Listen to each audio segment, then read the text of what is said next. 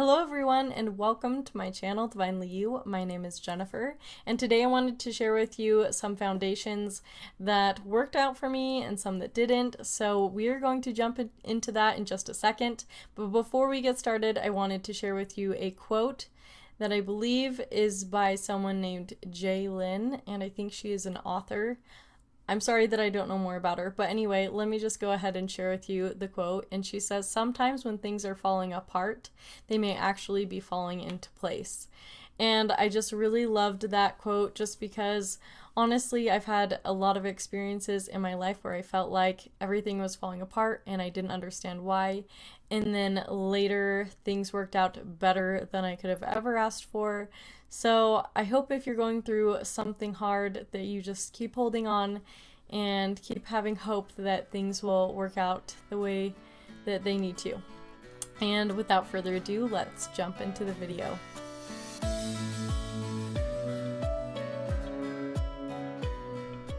Alright, let's just jump right into this video. I am going to be starting with my least favorite to my favorite, so hold tight and I will quickly explain the reason why I liked some things and why other things didn't work out for me. So first, let's jump into this foundation right here. This is the Physicians Formula, the Healthy Foundation, and this one for me, I really wanted to like it, but I actually think that I'm allergic to it, which is kind of a bummer.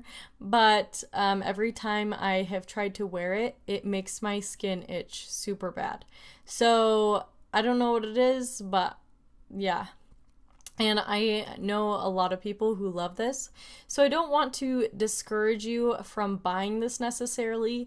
I just want people who have really sensitive skin to be aware that there could be a problem. So if you do want to try this out, go ahead and do it. Just make sure you save your receipt just in case you have a reaction. But really, this is probably just a sensitive skin problem. I tend to have really sensitive skin and I'm allergic to fragrances too, so it could be that, who knows. But anyway, yeah, this one just didn't work out so well. But let's move on to the Maybelline Superstay right here. This one is a 24-hour wear foundation, but it's also matte. And I really wanted to like this foundation so much because it is long wearing. But for me, I think it's just a struggle in general to do matte foundations with really dry skin. So I just felt like it looked really cakey on and that it just really didn't look like it was blending in and that it exaggerated my pores. But I feel like so many people have enjoyed this foundation so much that especially if you have oily skin, you might want to give this a try. I just think it might not be the best match if you have super dry skin like me. So now let's move on to more of the foundations that I do enjoy, and this one is the Wet n Wild Photo Focus foundation. And I have to say, one of the perks of this one is that they have really light shades. So this foundation is one of the few that in the wintertime I can get away with wearing because my skin gets so light. And that's one of the things I really like about it. One of the cons is the smell. It really smells like paint, and I'm not a big fan of that. And I wouldn't say it's the longest wearing foundation ever, but it's definitely something that will work in a pinch, and it's also something that if you're on a really tight budget is a good one. But I would say if you can, maybe try and mix it up as far as not wearing this one every single day, just because for me, I think the smell, whatever the chemicals are that make it smell like paint, if I wore it too many times, might break me out. But I haven't had any breakouts that I know for sure caused by it yet. So anyway, I can't say that it will, but I just wanted to pass out a bit of information on. Alright, now let's jump into the Milani Conceal and Perfect.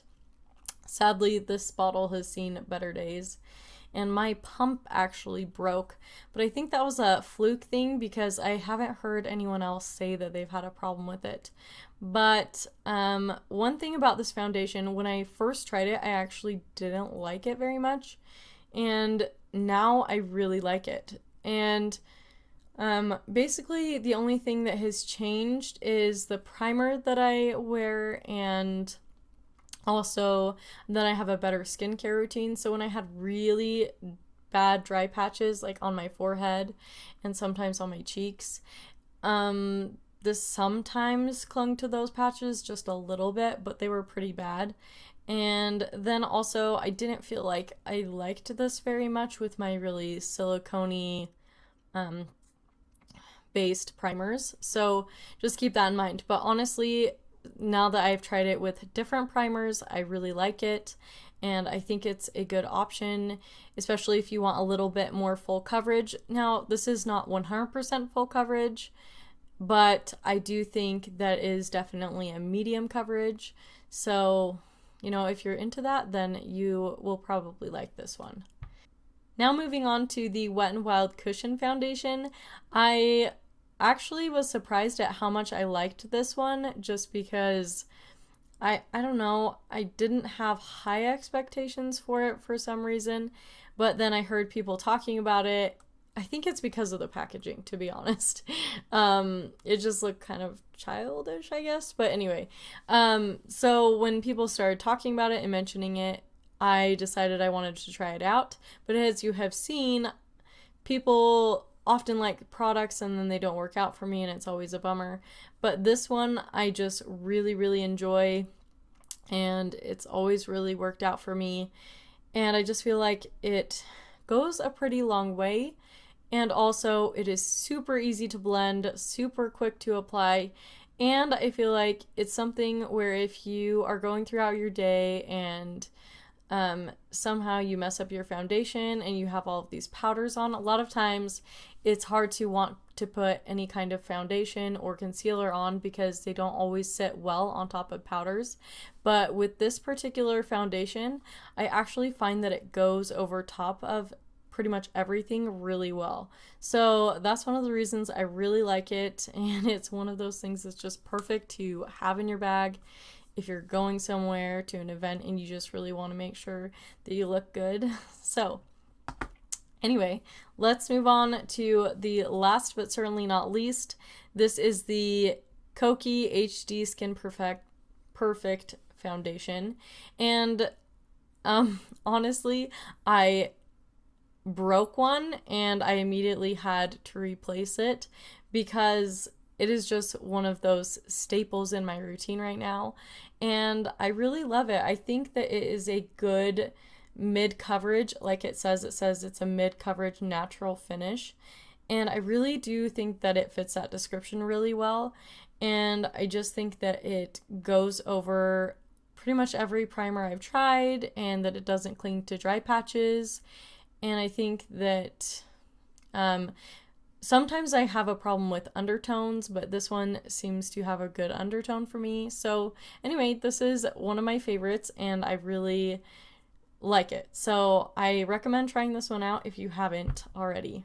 Anyway, that pretty much wraps up this video, but really quickly, I wanted to share a quick side note because recently I did hear from Kokie Cosmetics. They went ahead and let me know that the powder contouring palette that I talked about in my drugstore contour video, I mentioned that I wish that they had one for deeper skin tones, and they let me know that they did have one. And of course, when I went into my Walmart this last time, I did see that they had a deeper one, but it wasn't in stock several weeks ago when I was doing that video, and I didn't see it online. So sorry about that, Kokie, and I just wanted to clear that up for everyone so that you know that. And I think it's awesome that brands are doing a better job at including all the shade ranges. So I hope that everyone just keeps doing that. And that is it. So I hope you are all having a wonderful, wonderful day. Have a fantastic weekend, and I will see you next week. Bye!